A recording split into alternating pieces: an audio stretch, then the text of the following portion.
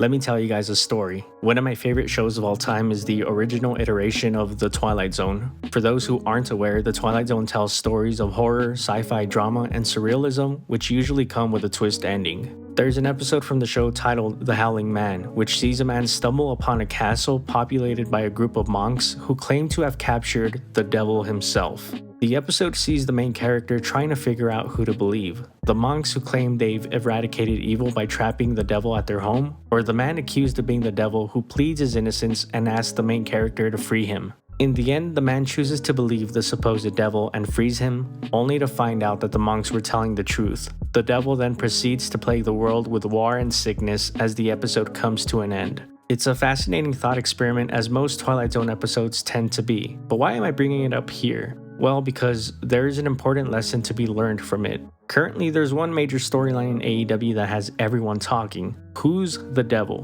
Why are MJF's enemies and friends being attacked by these masked men who are clearly being commanded by the person under the devil mask? I love a good whodunit mystery, but there's always this old cliche of, it's who you least expect. I mentioned the Twilight Zone episode because it told a satisfying story without veering too far into plot twist just for the sake of plot twist territory. It was safe, but safe isn't always bad. AEW hasn't had a story like this in a long time, the last one being the Exalted One reveal, but this feels much bigger. At a time where the company is being criticized left and right, some deserved and some not, they now have a chance to do something great. In this video, I'll be discussing the possibilities of who the devil could be and the stories they could tell. But most importantly, I'll be talking about the level of importance currently associated with the devil's storyline and why it's important that AEW stick the landing at a time where they're trying to establish their own identity again. This is the responsibility of the devil in AEW. I planned on making this video regardless of what happened on Dynamite this past Wednesday, and now interest in the Devil storyline is at an all-time high after the segment this week where the Acclaimed and Billy Gunn were attacked. Great timing. There is a certain level of fan engagement with this story that I haven't seen out of the AEW audience in quite some time. People are picking apart every frame trying to find any clues that might help us identify who's underneath the devil mask. Many theories have been thrown out there over the past few days, some good and some not so good, but it's got people talking. It reminds me of the days when we were all trying to figure out who the Exalted One was, or when people were debating on whether or not CM Punk was debuting at the First Dance. The biggest difference between then and now, though, is I expected AEW to deliver on the hype back then. Call me a cynic, but I just don't know whether AEW has it in them at this current moment to deliver a satisfying conclusion to this story. But let me make one thing clear, I've never wanted to be more wrong than I am right now. I hope the payoff is a great one that gets AEW their momentum back on a consistent basis, rather than this stop and start type momentum that I've been feeling lately. They have the tools at their disposal, they just gotta use them. The story of the devil all ties back to one man, MJF. During his critically acclaimed feud with CM Punk, MJF took a page out of Punk's own book when he delivered the line from The Usual Suspects. The greatest trick the devil ever pulled was convincing the world he didn't exist. It was classic stuff from both men, which eventually led to MJF's persona as the devil, where he donned the now recognizable devil mask for the first time when he made his return at All Out 2022.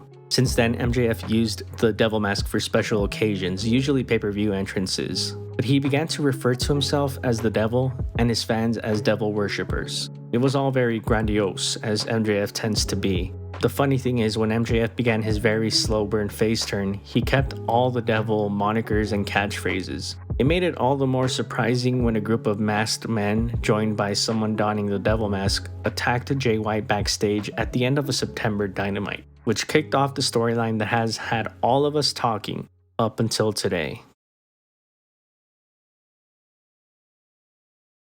It became fairly obvious from the get-go that MJF wasn't under the mask, as the person here had a slimmer build. The question then became, who's the devil? Bullet Club Gold immediately began accusing Max of being the guy under the mask. After all, it is his mask, but MJF instantly denied it. I guess now's the time to jump into some theories on who could be under the mask. The night that this story began with the attack on Jay White, Adam Cole had announced he would be out of action due to needing surgery on his ankle. MJF and Jay White had literally just begun their feud after Adam Cole made this announcement. If I were a betting man and you told me to predict who the devil is right now, I think the smart money would be on Adam Cole. The only time the Devil actually appeared in the flesh backstage at an AEW event was the last time Adam Cole was on TV. Since then, we've only seen the Devil through video, just as we have with Adam Cole. I don't know guys, but this seems like the safest bet. And remember what I said about the Twilight Zone episode at the beginning of this video. Safe isn't always bad, especially when there's already a built-in story. We've all long speculated on when either MJF or Cole will stab the other in the back. This is the perfect opportunity to do so. By having it be Adam Cole, you not only progress the Better Than You Baby story into its third act, but you also provide an audience gasping moment when Cole betrays his friend. It's a bit of an oxymoron to call a moment that could provide a fun shock factor safe, but it's just one of those things where you can see it coming, but it still leaves an impact once you actually see it happen.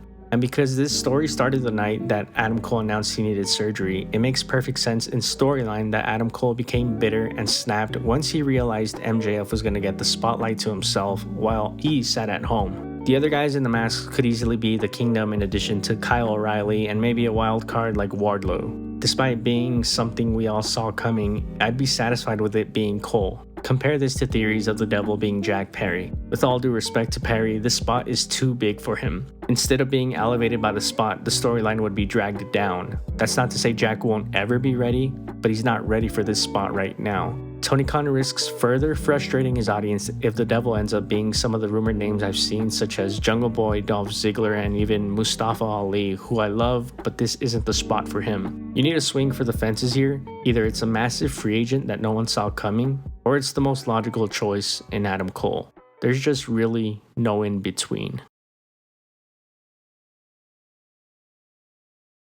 I am quite amused in the theories that the Devil could be CM Punk. It's fun to think about and would go down as one of the craziest twists in wrestling history, but let's face it guys, it's not happening. And that's despite the fact that as I'm writing this, CM Punk himself is teasing and referencing the Devil on his Instagram. The guy is a troll, what can I say?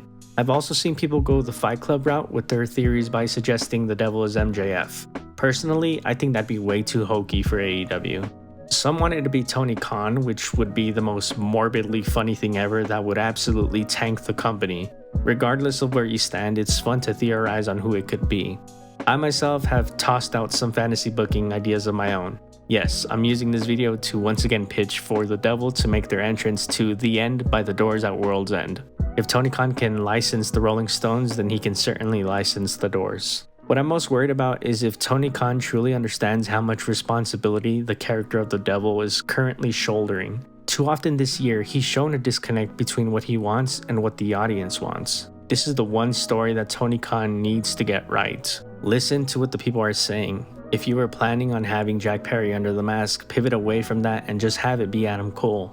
The Adam Cole MJF story was the hottest thing going on in AEW this past summer, and this would be the perfect way to get that story back to that level. There's currently this obsession with the Devil having to be who you least expected. But what many people seem to forget is that a story is being told here, and the Devil's motivation is just as important. Adam Cole has all the motivation in the world to turn on Max now, especially after All In. If by that 1% chance the Devil is CM Punk, he would also have all the motivation in the world to get back at MJF. This is the story that's ending the year and ushering us into 2024, which is set to be one of AEW's most important years, as their TV rights deal will be up at the end of 2024.